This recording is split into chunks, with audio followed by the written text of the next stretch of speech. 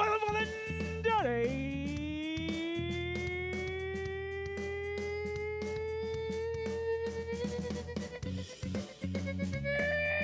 I think I did it. Yeah.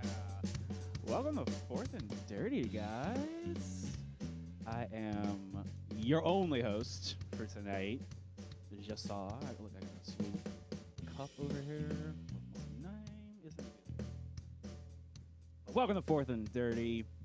This is the first and only community-driven fantasy football show. It is episode number 28 of season 5, February 12th, 2024, post Super Bowl. Man, we'll get it. Episode 199 for those keeping long count. I know some of y'all are still out there, still going. I love it. You can always find us on the social medias, Facebook, Instagram, Twitter at Fourth and Dirty, or you can check out our super cool website, fourthanddirty.com. They got all those links right there. You can even donate. Check out our Instagram feed. You got articles, episodes, anything a growing fantasy football enthusiast could want. You can even check us out on YouTube after the fact, or Twitch live, like you all are right now. If you want to email us, Jesse at fourthanddirty.com, Evan at fourthanddirty.com, or show at fourthanddirty.com. I didn't see any show emails, which you know what that means. We have to ask a listener question from me, because I'm the only one here. Look, I'll show you. Cat's couch empty. Nobody. Just like our inbox.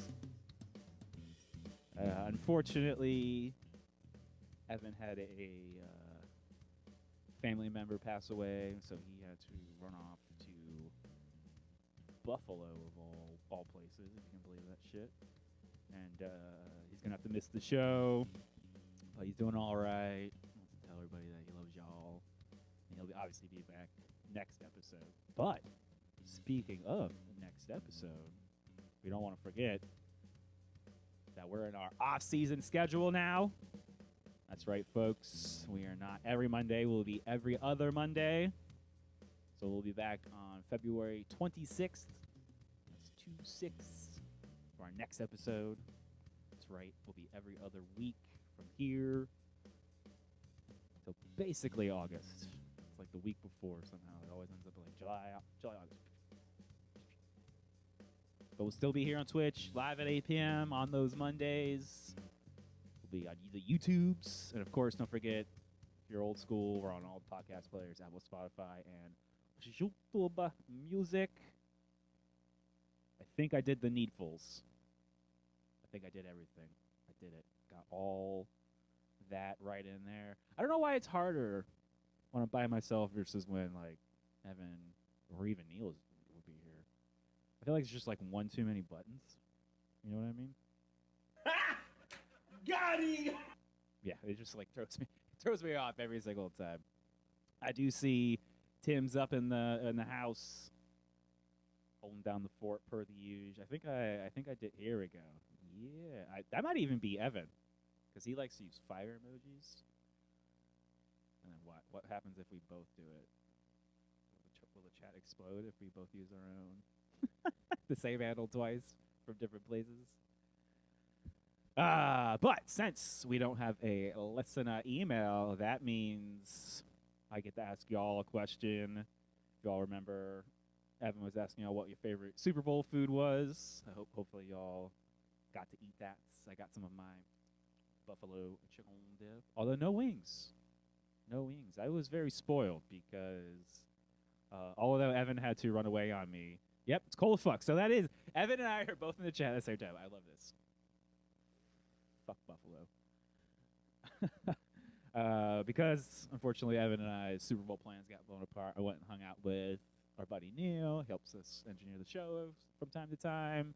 And I should say Chef Neil, because he makes delicious ass motherfuckers. You know, he used to be a chef, and he made some like oxtail. Ooh. boy, I wish Neil was here because I was gonna give him all the compliments. Ah, God, it was so fucking good. Like, hype train.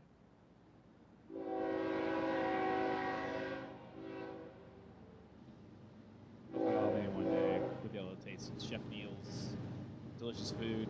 He's always cooking up something good for us here at the studio, so one can only imagine. But my question I was going to get to you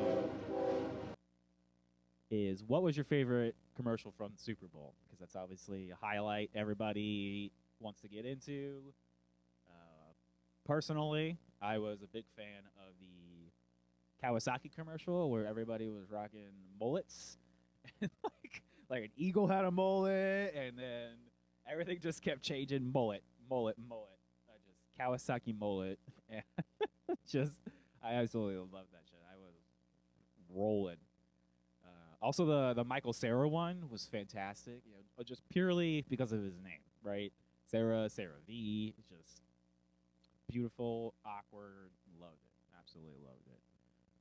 I was very much creeped out by the Jesus Feast watching. That one definitely threw me off a little bit. But you know, whatevs. To each their own. To each their own.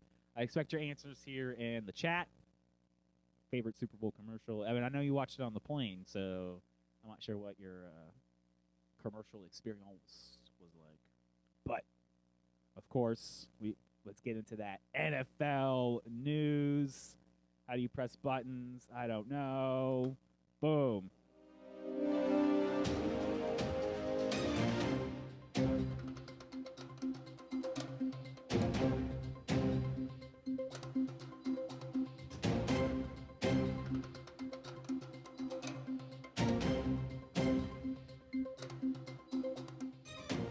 Of course, the Super Bowl. What is Automod yelling at him about? Yeah, we're gonna allow that for sure. Foot fetish. Yeah, Jesus admitted his foot fetish. Yep, that was. You know, that is news. But in NFL news, the Chiefs have won Super Bowl 58.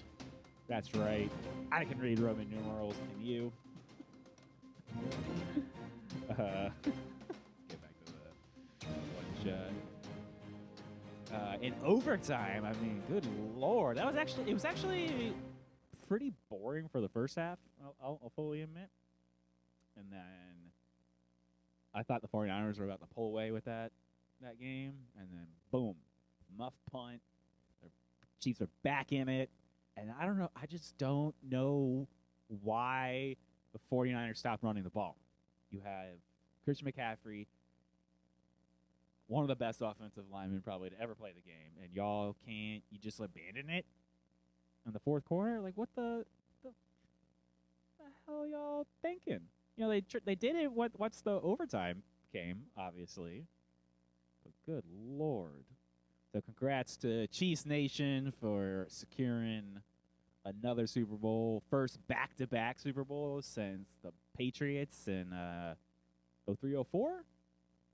Something like that? Yeah, because it was like almost 19, 20 years on the dot. That's what I remember. Patrick Mahomes taking Super Bowl MVP. I believe that's also back-to-back years for him. 3-time Super Bowl MVP. 2-time Super Bowl champ. Everyone's talking dynasty now. Nasty. I really wanted the 49ers to win. But, you know, sometimes you get suspicious. And shit starts fucking popping off. And you know, you're like, all right, this is it. Fucking Chiefs are back in it. What can you do? But getting back into the other NFL news, that's right, folks. There was other NFL news besides the freaking Super Bowl. You can believe that. Seahawks have hired new offensive coordinator Ryan Grubb. Hold on, look at this. Put the breaking news back on. They've also hired new defensive coordinator Aiden Dirty. Pretty sure that's how you say that. Panthers have hired new offensive coordinator Brad Idzik. They've retained their defensive coordinator Eliro Avero. Yeah, he did a pretty good job with the Panthers defense this year. Chargers have hired new offensive coordinator Greg Roman. That's right. the Greg Roman back at it. Chargers have hired new defensive coordinator Jesse Minter. The Saints have hired new offensive coordinator Clint Kubiak. And finally, the Cowboys have hired new defensive coordinator Mike Zimmer. That was one I was not expecting, Mike Zimmer. I think that's just about every coaching position wrapped up. No Bill Belichick, no Mike Vrabel. Very, very interesting indeed. The couple rumors I heard about those was Bill Belichick still wanted absolute control over the whole football operations, and that's just not how that goes anymore. And the Vrabel one makes no sense. Apparently, some people were intimidated by his like size because he's like supposedly a big dude. And I'm like, yeah, he was a linebacker in the NFL. Like, he's probably 6'2", 6'5", 250. Like, yeah, that's a big dude. What? I feel like that's almost I don't know, like discriminatory. Like you didn't hire him based on his size. That's like the stupidest fucking thing ever. Isn't that what you want in a football coach? Like a big dude, kind of like Dan Campbell. I don't know. The fuck do I know? I'm just a fucking fantasy football commissioner. Who knows? Maybe one day I'll be an NFL GM and I can make horrible decisions about who to hire. One day. Maybe one day. But until that day, take your booty on over to timcruise.com, the travel agency of choice, honestly, because they go everywhere, all over the world,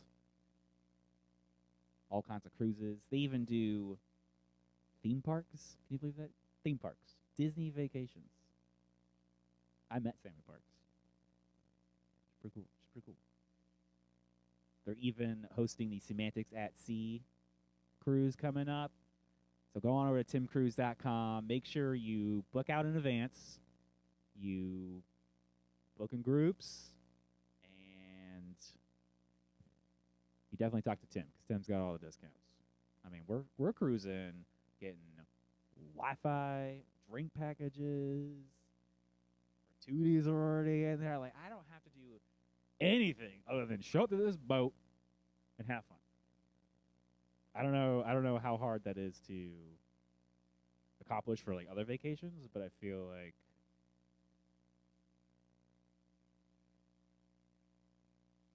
Tim Cruise is where it's at. Because speaking of the Semantics cruise, June 16th through the 21st, you can come join Semantics. You can come join me. We're going to Costa Maya. We're going to the Bimini. Oh, I think I nailed it that time. Oh, finally got it. Virgin Cruise. I've never done a Virgin Cruise before. I've heard this is the best. So I'm super excited for this one. I need this goddamn vacation. So, okay, 125 days till we sail. See, Tim's right. See, that's how good this is. Tim, he's right here because we support other community businesses.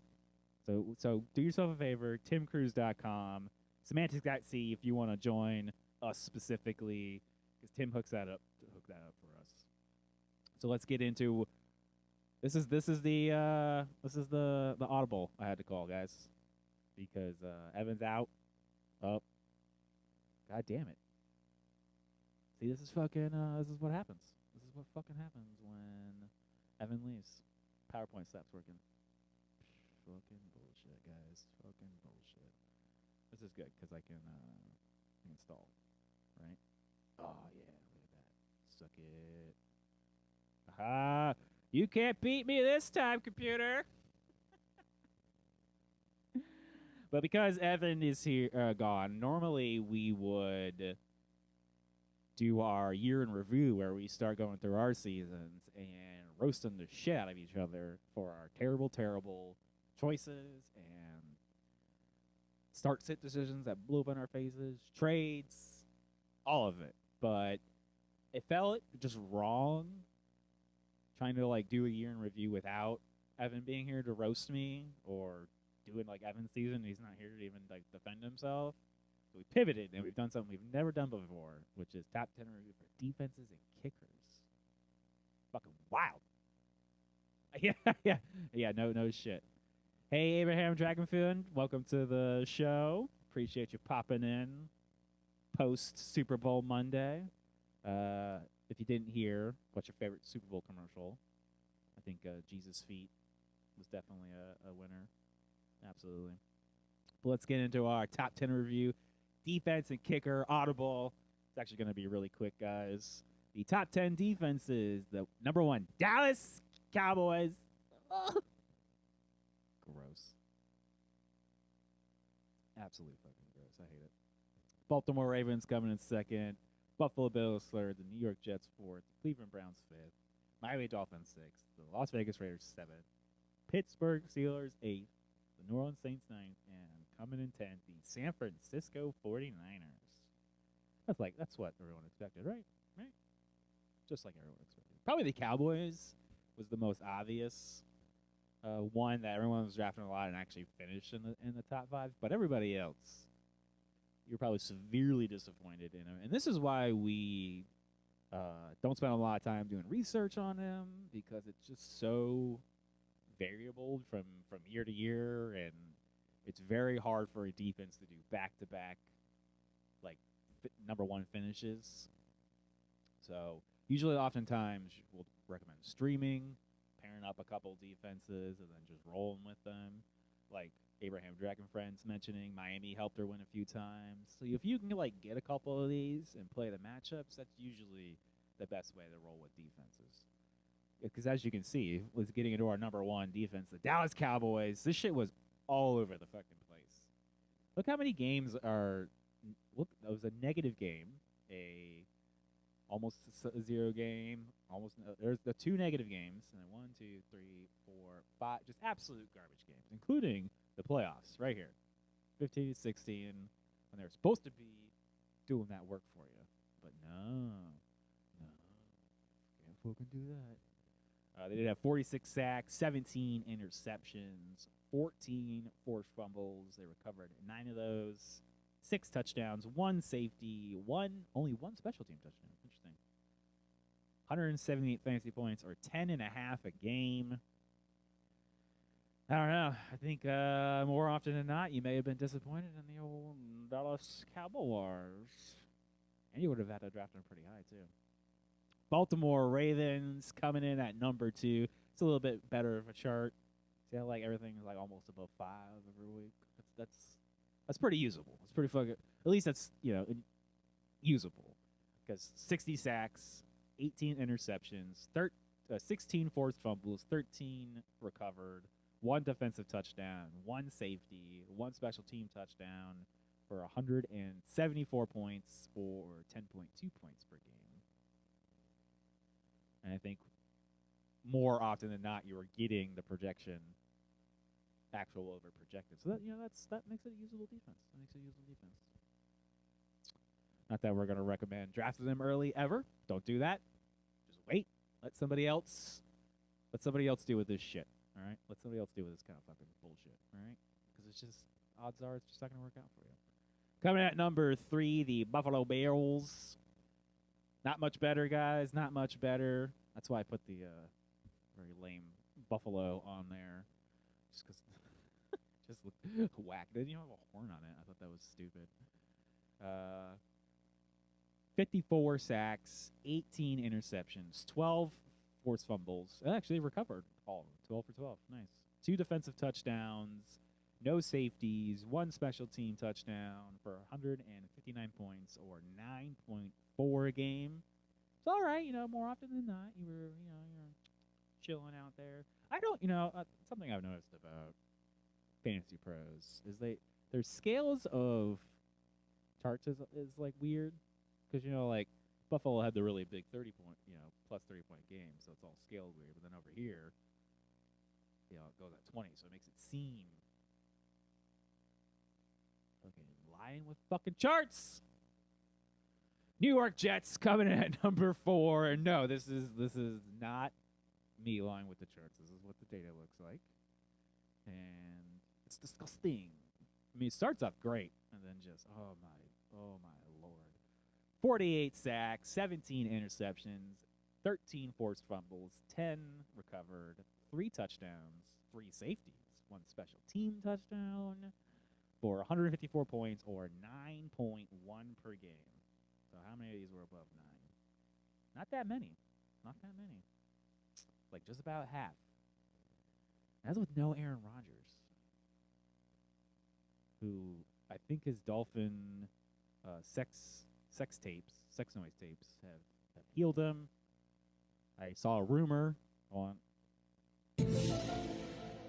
He's heavily recruiting Devontae Adams. I don't blame him because another head coach. I don't blame him. I don't blame Devontae Adams at all if he wanted to leave. That'd be real nice. That'd be real nice. But we're talking about defenses, guys. We're only doing the top 5. Look at this doo-doo brown, orange helmet. I love the negative game. It's like off the graph. Gonzo. 49 sacks, 18 interceptions, 12 forced fumbles, 10 fumbled recoveries, 3 touchdowns, yes. 3 touchdowns, no safeties, no special team touchdowns for 153 points or 9 per game. And they were just, several games over, a couple big games. I think more importantly here at the playoffs, 14, 15, 16, 17, clutch. Absolute clutch for fantasy. And honestly, that's really what you're looking for. Because look what happened to the Jets in Week 15. Abandoned you right when it counted most. But you get 16, 17, 18 looking good.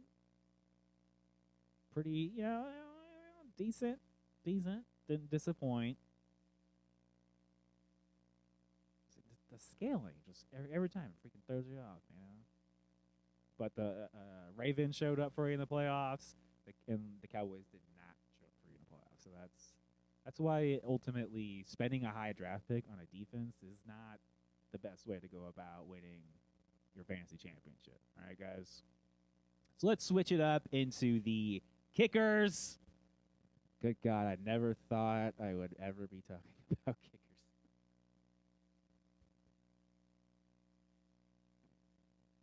It's 2024 for you guys.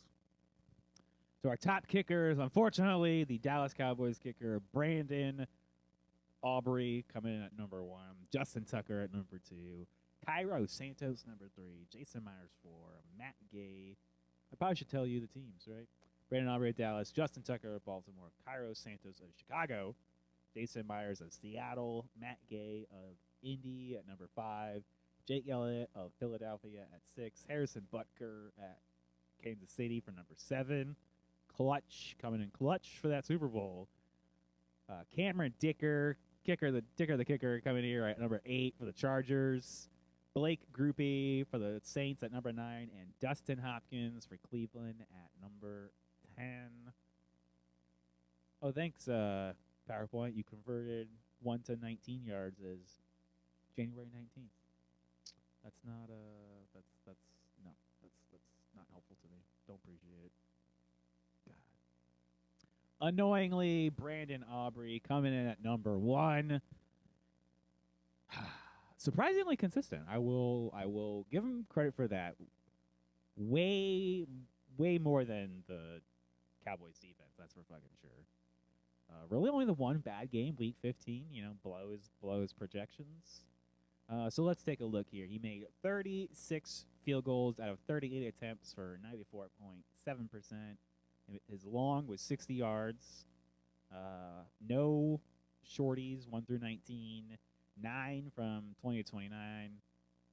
Anyone care about those stats? No. 49 extra points on 52 extra point attempts for 181 points or 10.6 points per game. And that's pretty good for a kicker. Getting about 10 points a game. Not bad. Maybe something to look at for next year. But again, Fourth and Jury does not recommend anybody spending high picks on kickers or defense because the variability from year to year is very difficult to predict. And realistically, if you're not getting this next guy, Justin Tucker, coming in at number 2, you're honestly wasting your time. Much better chart. Now, the problem with Justin Tucker is you would have had to have drafted fairly early. Probably, I know some people are crazy, and I saw as early as 8th round, 10th round. I've seen 12th. I mean, most experts would tell you kicker and defense should be your last 2 picks.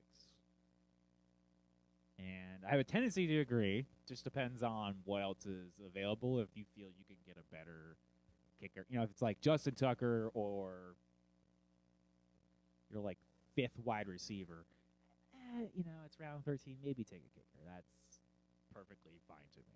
But looking at Tucker's stats, 32 field goals of 37 for 86.5%. That's actually pretty low for him, surprisingly. Long of 50.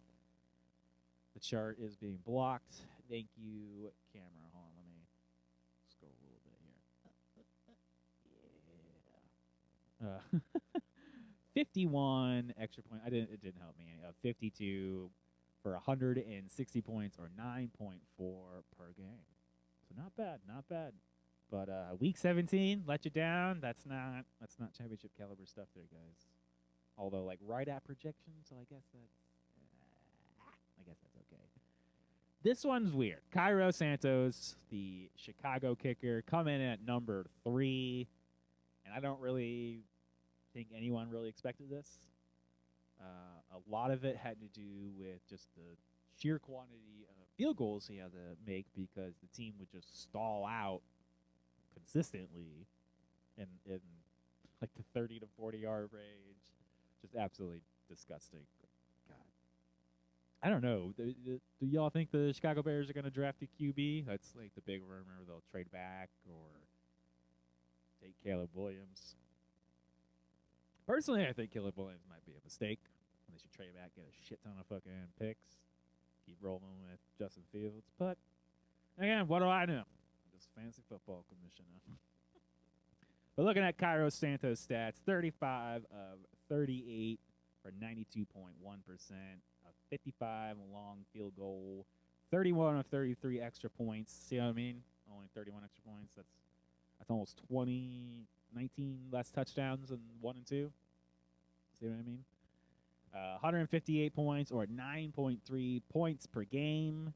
And here's a really interesting stat. I pulled up the rostered percentages. So Brandon Aubrey and Justin Tucker, 96, 95% rostered, right? Cairo Santos, 14% roster. So almost nobody was looking at this dude. And more weeks than not, especially in that back half, that's when you win yourself a championship off that kind of stuff. And even that week 15, he didn't, completely bagel you. But it could have been better. And that's important. Because we're looking for consistency, guys. Because what? Production equals W's. Now we got Jason Myers coming in at number 4. This is a picture of Seth Myers. Look, there's some lime green going on in the background, a little bit of blue. It's kind of like the Seahawks, It was just what was under the Creative Commons license, and it made me laugh. But the Seahawks, man, just all over the place. I used a little bit of Jason Myers throughout the season myself, so I can speak of this. And the first few weeks, I was having a great time. But once that 7, 8, 9 came through, it was rough. And I think, I held on again, but I did have the wherewithal to pivot out about 13, 14 when the playoffs started rolling in. Although I did really shoot myself in the foot. I probably could have rolled with Myers and done better, maybe even snuck a championship. I don't know. TBD.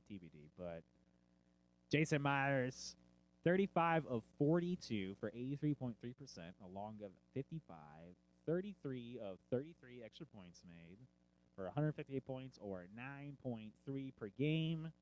So again, because of this nice weird scaling, he's getting close. Wrapping up our kickers, Matt Gay coming in at number 5. Playing for the Indianapolis Colts this season. I was pleasantly surprised. But we also had 3 absolutely atrocious games, including that bagel in week 14. And now that's completely unacceptable. Not even for my fantasy team, like my regular team, just football in general, just hurts my damn soul. Hurts my soul. Matt Gay, 33 of 41 for 80.5%. There it is, guys. There it is. 80%? 80%? Along a 57 for 35 of 36 extra points, 157 points per game, or 9.2 points per game. And looking at his roster percentage and Jason Myers, Matt Gay 46%, Jason Myers 55% rostered. So not many teams are rostering, which is very interesting because if we go back to the top 10, we can see that Jake Elliott and Harrison Butker were both 90+% rostered, and they finished 6th and 7th. And then look, Break Gloopy 5%. That's crazy, guys. So the point that I see there is spending on a high pick for kickers is not inherently worth what you get in return compared to, those running backs, wide receivers, QBs, especially if you're a late drafter. Y'all better be taking somebody right about that time, because if you don't, that's when you have having problems. All right, gang. Well, thank you so much for sticking with us in our audible, hot, quick, fast 4th and 30. Normally, we would, like I said, be doing year in review, but since Evan's out of town, we had audible, defenses and kickers. Hopefully that was some good information we brought you, especially about how I certainly think about handling defenses and kickers. Because you don't want to spend a high pick. But like we talked about at the top of the hour, we're going to be going to our off-season content here soon. So definitely check the website, check our social media, 4thand30.com, at 4th and Dirty on all the social medias, Facebook, Instagram, Twitter. You can find all those links right there. You can email us, show@4thanddirty.com, Jesse or Evan at 4thanddirty.com. We'll be here all off-season, but like I said, we're moving to our off-season schedule. So it'll be every other week. So our next episode is going to be February 26th. We'll still be right here on Twitch at 8 p.m. We'll be going back to our year in review. We're probably going to roast Evan first because he had to leave, so that just seems the most fair, right? I don't know. We'll figure it out, and then we'll roast my season. By that time, guys, it'll be March. We'll get into those coaching changes. We'll be mock drafting, looking at the rookies once they get drafted in April. So there is all kinds of content coming through the off season. So don't, just because we're going every other week, don't be disappearing on us now. All right? At 4th and Dirty, 4thanddirty.com for all your fantasy football needs. We'll see you guys in 2 weeks. February 26th. You can hit me up on social media at Madonna Jesse, at Jesse Madonna.